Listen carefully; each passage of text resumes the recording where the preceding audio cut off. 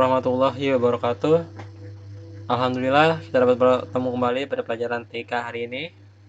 Setelah kemarin kita belajar tentang internet ya, yang kita harus tahu bahwa untuk mengakses sebuah internet atau menggunakan internet itu dibutuhkan sebuah perangkat.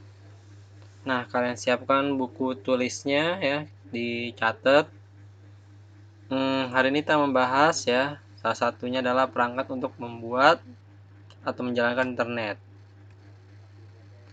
Nah, yaitu pertama adalah perangkat keras, yang dimana sebuah perangkat ya, yang bisa kalian rasakan, yang kalian bisa lihat, bisa kalian pegang. Nah, yang digunakan untuk menggunakan internet. Yang pertama adalah komputer kalian sendiri ya. Jadi komputer sebagai wadah ya, wadah untuk tempat kalian mengakses internet ya, yang dimana itu membutuhkan namanya sebuah wifi card atau LAN card ya. Jadi LAN atau WiFi yang dimana mengakses internet itu bisa melewati wireless atau lewat radio maupun lewat kabel ya, kabel jaringan. Jadi kalian wajib memiliki dua di antara itu. Nah, ada lagi ya. Di sini di dalam komputer ada namanya prosesor, RAM, hard disk, VGA card, dan monitor. Nah, kalian sudah paham ya, prosesor itu adalah otak ya, kinerja dari komputer. Nah, kalau RAM itu adalah pemikiran ya, seberapa RAM itu seberapa besar ya, seberapa besar komputer bisa berpikir itu dari RAM ya. Misal kalian buka Mozilla sambil main game, sambil dengar musik, kemudian sambil download, sambil buka Facebook, itu semuanya dalam pemikirannya si RAM ya. Kalau prosesor itu kinerjanya, kerjanya itu ngangkat aplikasi-aplikasinya, untuk berpikirnya itu RAM-nya. Kalau hard disk itu tempat penyimpanannya atau ruangnya, dan VGA itu adalah grafisnya. Jadi apa yang dikerjakan dari prosesor dan RAM ya, tampilannya itu tergantung dari VGA-nya. Kalau VGA-nya bagus, tampilannya yang dikerjakan itu jadi bagus. Itu bahasanya ya. Bahasanya kayak orang nih ya, orang. Pemikirannya, otaknya itu adalah prosesor ya. RAM-nya itu cara berpikirnya ya. Cara berpikirnya itu luas atau enggak. Kemudian VGA card itu adalah eh, wajah wajah dari orang itu ya, menampilkannya seperti apa. Nah, kemudian monitor ya, paham ya kalau monitor ya. Oke. Di sini ada prosesor merupakan sebuah otak ya. Otak kayak komputer di mana kalau dulu itu Pentium 3 itu paling kecil ya. Kalau sekarang paling kecil kalau nggak salah namanya Intel Atom. Nah, yang kedua ada namanya RAM. RAM itu tempat penyedia media penyimpanan sementara ya, yang dimana setiap kegiatan, setiap aplikasi yang dibuka semuanya itu berupa sementara ya, dan ditampung oleh RAM. Kemudian di sini, oke. Nah, di sini ada namanya hard disk ya, tempat untuk menyimpan sebuah file-file atau dokumen. Dan kemudian ada VGA menampilkan gambar ke dalam monitor, dan ada monitor ya sebagai perangkat output seperti untuk kalian bisa melihat hasilnya di sana. Dan kedua adalah modem, yang dimana kita ketika sudah memiliki komputer, nah komputer, laptop, gadget-gadget lainnya, nah kita kedua harus memiliki namanya modem ya. Bisa modem, bisa kartu jaringan, bisa wifi dan lain-lain ya. Yang penting perangkat yang mendukung untuk memberikan sebuah sinyal ya, atau jaringan. Nah, modem di sini berasal disingkat dari namanya modulator demulator. Jadi alat untuk mengubah sinyal analog menjadi sinyal digital, dan juga sebaliknya. Yang digunakan untuk mentransmisikan data ke dalam bentuk gelombang elektromagnetik ya, dari satu komputer ke lainnya ya, sehingga dia bisa terhubung ke dalam internet dengan adanya modem. Jadi skema fungsi modem ini di sini adalah pertama sinyal analog ya, kemudian dikonvert, dimasukkan ke dalam modem, dan modem mengeluarkan sinyal digital. Atau sebaliknya ya, dari sinyal digital masuk ke modem, kemudian balik lagi ke sinyal analog.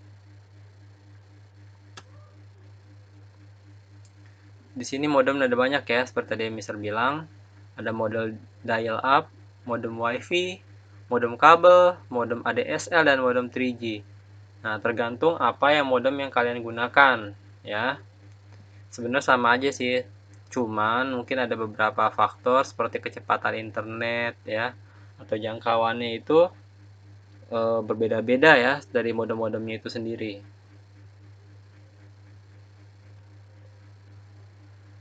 Nah, kita bahas pertama namanya modem dial up ya. Jadi biasa digunakan oleh personal PC yang langsung dihubungkan ke saluran telepon. Itu modem dial up dan dibagikan menjadi dua ya. Modem internal, modem yang dapat dipasang ke slot yang ada di komputer. Dicolok ya. Mungkin dulu pakai modem-modem smartphone seperti itu ya, modem internal. Kelebihannya itu lebih hemat tempat dan murah ya. Jadi kalau seandainya kalian colok ke dalam USB, jadi lebih hemat tempat. Jadi kalian nggak perlu menggunakan kabel, narik-narik kabel, nggak perlu ya.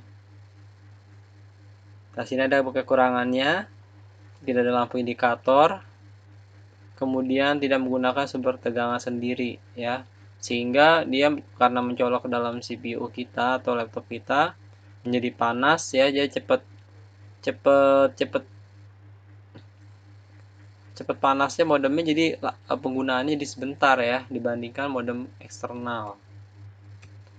Nah, kalau modem eksternal seperti ini ya, biasanya kalau seandainya IndiHome, First Media, SL Home, dan lain-lain ya. Nah, jadi dia dihubungkan melalui apa? Port COM ataupun USB ataupun LAN card. Ya, kelebihannya bisa dipindah-pindah. Ya, cuma itu harganya mahal ya. Dan juga nggak sembarang tempat itu, suatu daerah itu punya koneksi dari misalnya kayak First Media itu atau IndiHome, tergantung menjangkau ke wilayahnya. Kemudian namanya modem kabel ya, menyambungkan PC dengan sambungan TV kabel. Nah, kecepatannya lebih tinggi dibandingkan dial up ataupun ADSL. Ya, seperti ini ya. Kemudian modem 3G ya. Modem yang digunakan untuk mengakses internet menggunakan kabel seluler. Modem dapat berupa handphone ataupun USB seperti flash disk. Biasanya ini kalau modem kayak gini dari handphone terus kalian tethering via USB biasanya kayak gini ya. Nah, modem 3G ya.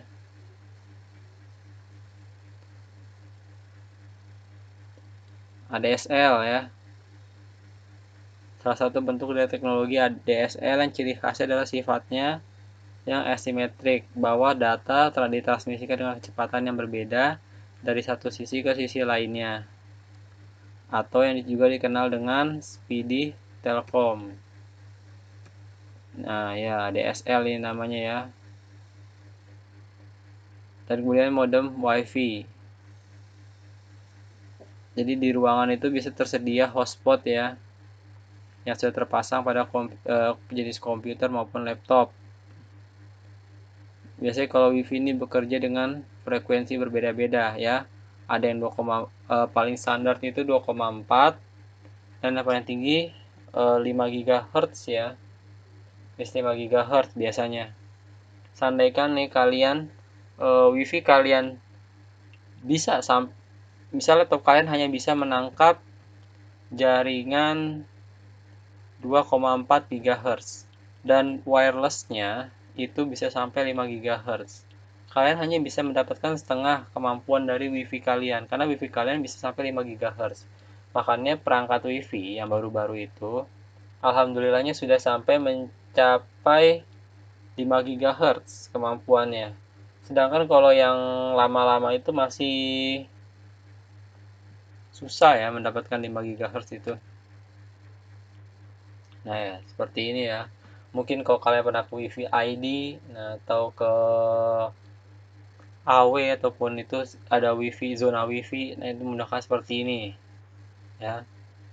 Biasanya nih tempat untuk memberikan wireless itu yang paling terkenal adalah TP-Link ya. Kalau kalian tahu ya. Biasanya kalian terkenal itu TP-Link. Oke, jadi sekian dari Mister. Jangan lupa dicatat ya dari jenis-jenis tadi. Insya Allah keluar di ulangan ya. Tetap semangat, jaga kesehatan, diusahakan ya, bisa membagi waktu-waktunya ya. Mohon maaf. Assalamualaikum warahmatullahi wabarakatuh.